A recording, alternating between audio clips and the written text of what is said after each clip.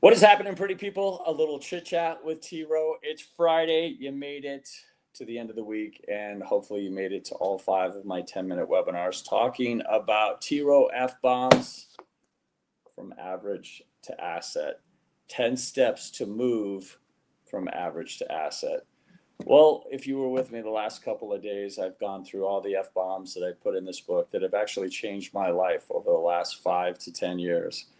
My first book, Swim, Bike, Run, Date, which you could also get on Amazon. And again, all of those proceeds go to silencethenoise.org. In turn, we donate to NAMI, which is the National Alliance of Mental Illness. I'll get into that at the end because it's really important how I wrap all of this up.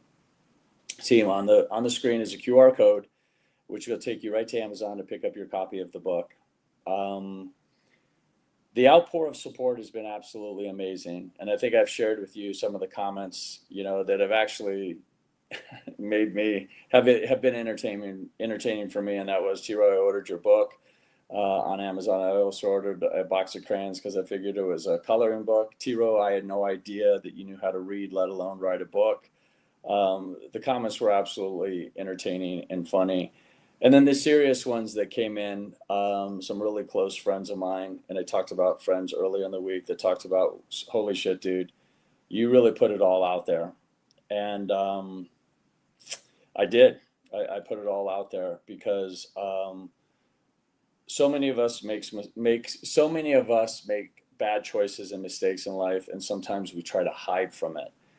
One F-bomb that I did not want to address, and that was failing. And I'm not going to address it here and spend a lot of time on failing because we're all going to trip and fall at some point. And some of us, it defines who we are when we stay down, but it's important that you got to get up and you got to fight another day and you got to keep kicking ass. I'm a living testament to that. Earlier in the week, I talked about finances and losing everything.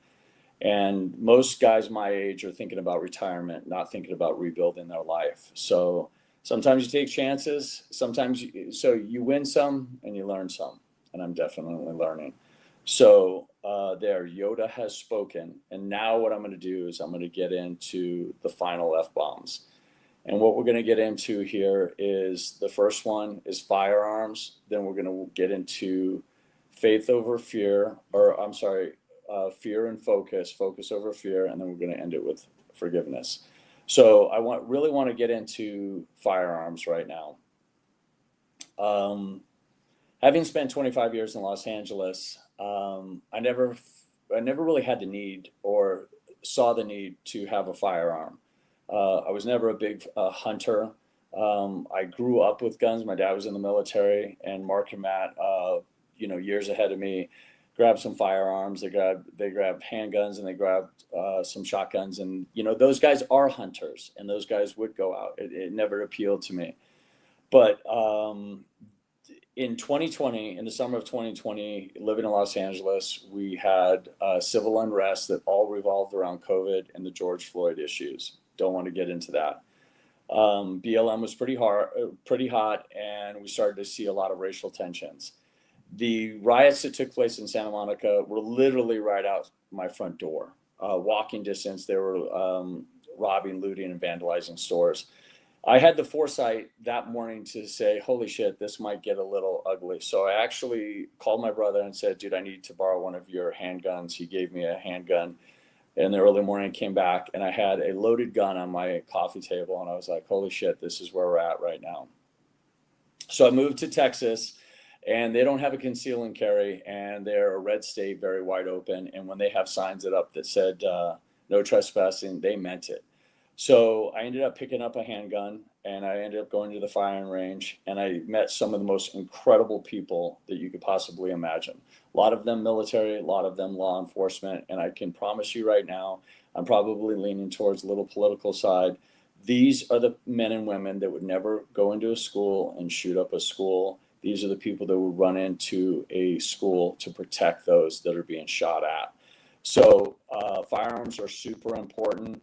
And you and I can go back and forth and debate whether or not it's a good thing or a bad thing, but I will remind you, If you've ever had a gun pulled on you like I have, and not just like those riot situations that I was talking about in Los Angeles, it is the most unsettling feeling, because whether you agree with it or not, the bad guys and those that are out there, they don't march to the same drum as you and I.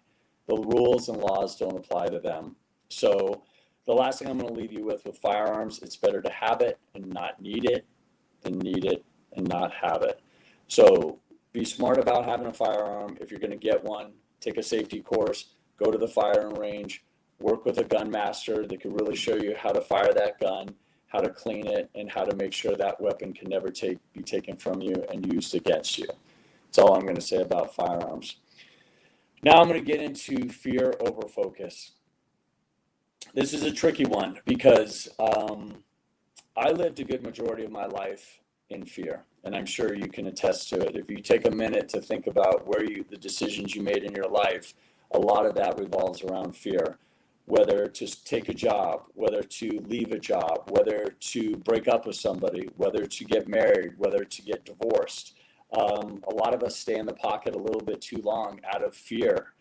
And it took me a long time, and that wasn't, earlier this week I talked about getting sober. So I used drugs and alcohol as a way to mask a lot of the problems and the issues that I had, but more importantly, I used drugs and alcohol to mask my fear. Once I was able to get sober, once I leaned into my faith, once I did the work on, knowing my family and forgiving them, which I'll get into next, I was able to really zero in on my focus. And the focus was a game changer for me. And what I was able to do is take all of the F-bombs and kind of get those into a really straight line and realize that I have to do the work.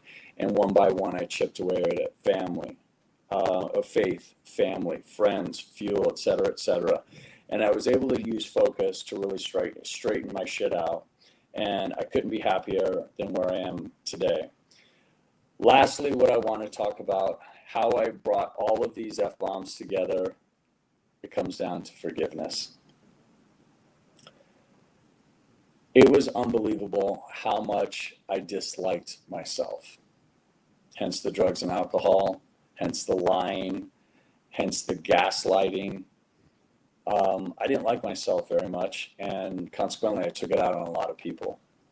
But once I learned the art of forgiveness, to forgive my faith, being raised Catholic, and the guilt that went with that, once I was able to forgive my family for all of the chaos, once I was able to forgive myself as being a bad friend to myself, I was able to embrace my friends and be a better friend to show up for them, and they were able to show up for me because they trusted me. And that was all through forgiveness. The fuel, the fashion, the fighting, the firearms, the finances. Once I was able to forgive myself for all of the mistakes that I made, all the trials and tribulation, it was such a huge release to me. Even to this day, I'm constantly working on forgiveness. There are a lot of people in my life. Yeah, I did some shitty things, but there are a lot of things that were happened to me that were pretty shitty. And I'm still working on this today on forgiveness and forgiving those people. So, team, I really want to thank you for your support. And I cannot stress, if you take away anything from T-Row F-bombs, I want you to embrace forgiveness, because you have to forgive yourself. You have to forgive those who have wronged you. You have to forgive your family. You have to forgive everybody. I'm still learning that, and I'm sure if you take some time and really lean into whether or not you're forgiving yourself and whether or not you're forgiving those around you, the answer is probably going to be no. And that's something I'm working on an everyday basis. So, team, thanks for joining me all 5 days as we've gone through all of the F-bombs and T-Row F-bombs, 10 steps to move from average to asset. There is the QR code. This is the final day. I'm not going to keep bringing up my book. I'm not going to continue to talk about it once we get into June. May is Mental Health Awareness Month, and I thought that was the perfect time to release this book. That's the QR code. Pick up your copy. I'm happy to get some feedback from you, whether you liked it, whether you didn't like it, if it was a yay or a nay. But all proceeds go to silencethenoise.org, and in return, We donate 100% of that to NAMI, which is the National Alliance of Mental Illness team. Thank you so much for joining me this week as I walked you through each and every F-bomb in detail. Pick up your copy. I'd love to get your feedback. Have a fantastic rest of your day and a great weekend. We'll see you soon.